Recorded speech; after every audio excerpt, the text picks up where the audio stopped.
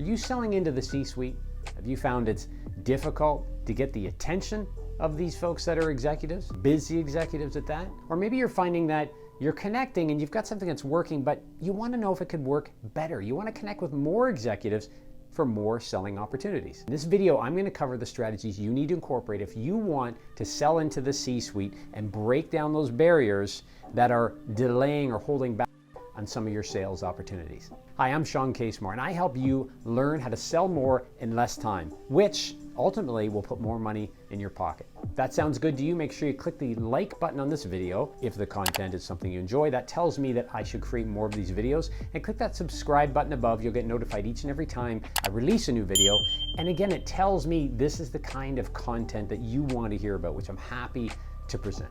So whether you're new to sales or maybe you've been in sales for a while, you've likely found that dealing with, getting the attention of, getting meetings with, and selling to C-suite executives is a little bit challenging. Now by C-suite, I mean CFO, CEO, right? Even VP level. These executives are very busy and often fighting multiple fires at any one time and dealing with multiple priorities. Their job is overwhelming for the average person in many cases, to be honest with you. I've been there, I know. You might have the same experience. What we really have to think about then is how we approach executives, right, from the C-suite and get their attention is a little bit different than how we would do it with, let's say, a manager or a director or even an individual business owner. In this video, let's jump down into some of these key strategies I want you to use, and some of which are either going to be scary or catch you off guard, but they work. So let's get into number one. All right, first point for you, it's going to seem a little bit counterintuitive, but you need to be provocative.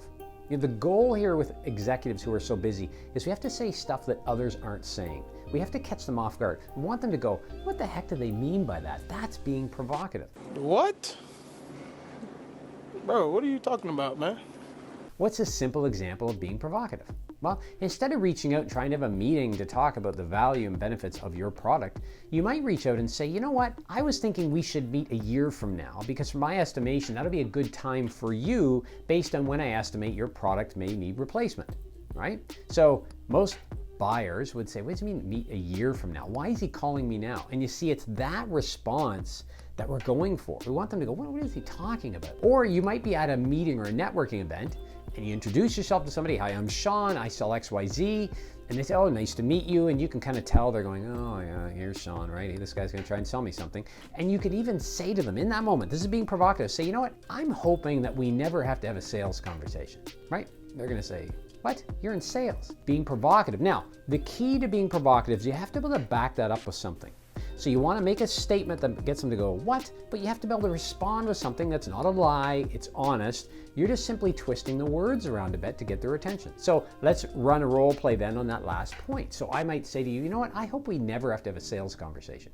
They'll probably laugh and go, oh, me neither, but why would you say that? Aren't you in sales? My response might be, oh, I'm in sales, but ultimately I'm in helping our clients achieve a return on investment that more than triples their investment in our product. We can usually do that in 6 months. You know what? If you have a few minutes in the next month or so, why don't we put something on our calendar? You see, I twisted that from a what to a value statement and then into a meeting. Being provocative opens up the door. We want somebody to say, what do you mean by that?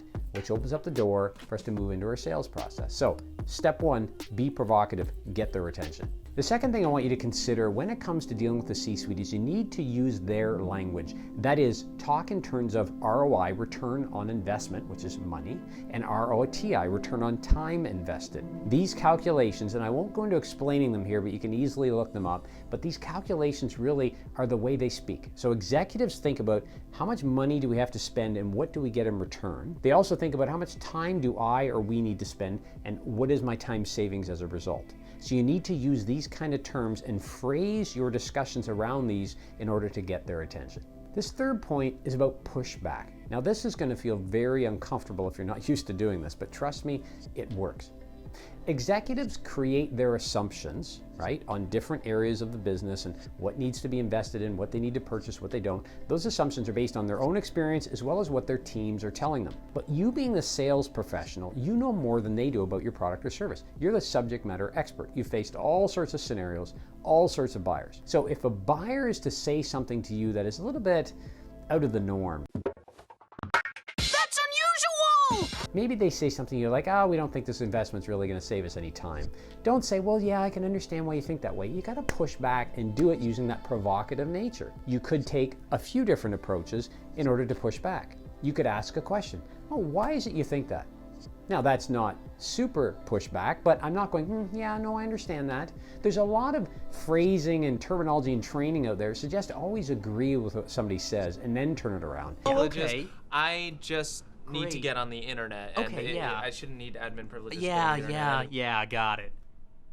That's not being provocative. Remember, these C-suite executives don't have a lot of time. So I might want to ask a very direct question. Why is it you think that? Or I might want to give them something that pushes back. Actually, our clients have found they save twice as much time. The sooner they invest, the more savings they achieve. Now again, just like being provocative, I've got to be able to back that up with statistics and information that's true. But the point is, don't just accept something that a C-suite executive says and just nod and say, okay, yes, I understand, no problem. You want to push back, because all day long they're dealing with people around them that are telling them yes and thank you and I understand. You've got to stand out amongst that. And one of the ways is to push back, particularly when they say something that you know or you can back up that is not true. It's going to be uncomfortable, but you have to do it. Just make sure you can back it up. All right, if you've liked this video so far, make sure you click the like button. That tells me that this is the kind of video content you're looking for. You can also click that subscribe button and get notified each and every time I release a new video.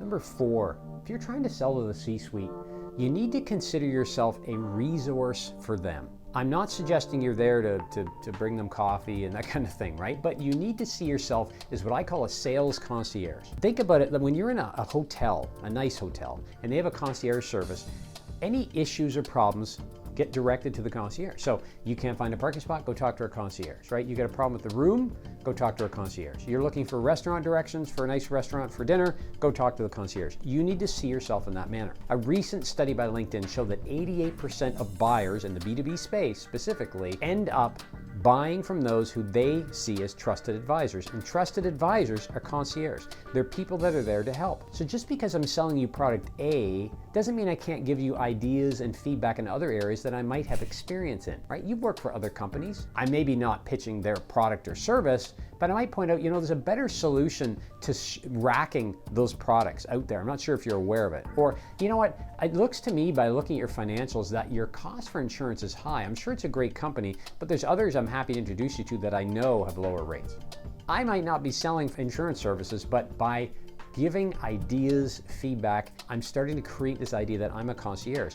And what I'm doing for that C-suite executive is creating the need for me. If they need me, then they're going to need to buy my product or service. So I want to make myself that resource by acting as a concierge.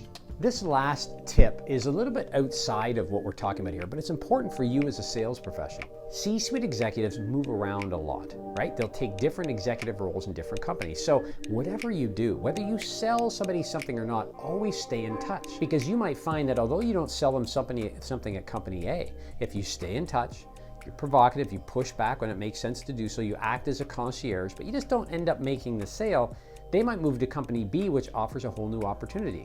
Let's be honest, not all C-suite executives have the full authority to make a buy decision. Sometimes it might have to go to their boss, the CEO, or even the board.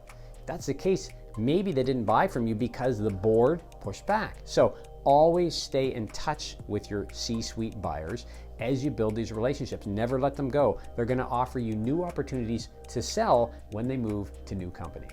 All right, as a sales professional and somebody who's selling into the C-suite, you really have to be clear on what you're doing and when you're doing it. For that reason, I created what I call my 30-day sales action planner. There's a link to it below. You can print it off, you can use it in that manner, you can use it electronically, but it really lays out your week and the specific activities you need to focus on. It's my gift to you. Click the link below, grab yours right now. Now, if you've been selling to C-suite executives, the next video I want you to check out is selling into big companies. There are some nuances you'll want to consider, and most big companies have C-suite executives. So these two videos are complementary. Watch this video next. And until next time, let's get out there and go sell something. We'll talk to you again soon. Take care.